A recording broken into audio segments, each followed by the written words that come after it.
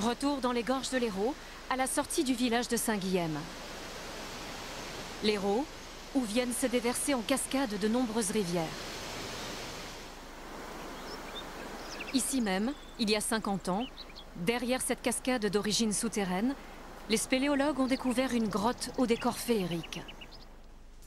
La grotte de Clamouze, classée site scientifique. Un site devenu célèbre au commencement du XXIe siècle.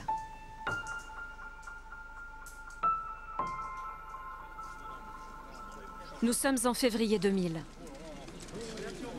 Un homme sort de la grotte, après plus de 2 mois d'isolement volontaire. Il s'appelle Michel Siffre, un pionnier de la spéléologie scientifique.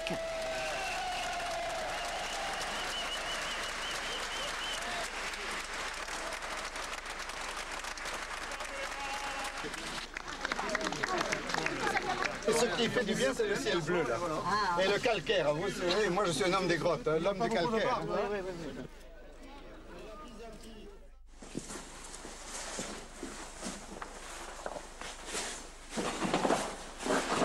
Dix ans plus tard, en octobre 2010, Michel Siffre accepte pour nous de revenir pour la première fois sur les lieux de cette expérience. Accompagné de Nicole Dubois, responsable du site. Nous nous enfonçons avec eux dans les profondeurs de la grotte. Une zone non aménagée, obscure, à peine éclairée à la lueur des lampes frontales.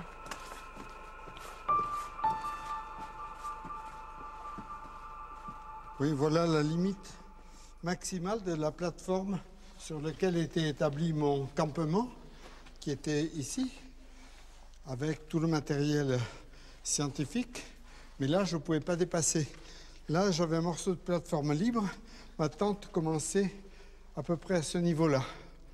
Et j'avais devant moi un panorama très extraordinaire, avec les concrétions en l'air à gauche et à droite. Et ça m'a facilité le fait de pouvoir rester 2 mois sous terre à 60 ans dans cette grotte.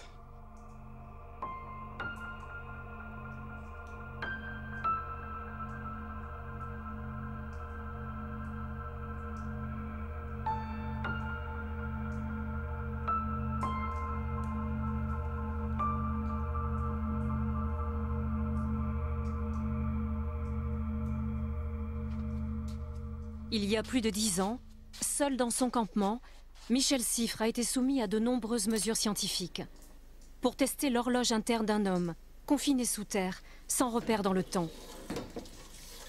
C'est sa dernière expérience de vie souterraine. La première, remontant à 1962, sur un glacier des Alpes du Sud. Il avait 23 ans. Quel est l'enseignement principal qu'on peut retirer de votre expérience ici? Eh bien, l'horloge interne humaine, que j'ai été le premier à montrer, eh bien, elle a été exactement la même, à la minute près, à 23 ans et à 60 ans. Ça, c'est un résultat capital de l'expérience dans la grotte de Clamouze. C'est-à-dire que le temps écoulé pour vous sur une journée durait combien de temps? Une journée, 24 heures 30 minutes. La somme de l'activité plus la somme du sommeil. Cette aventure sous terre a été pour Michel Siffre à la fois une chance et une véritable épreuve. C'est dur.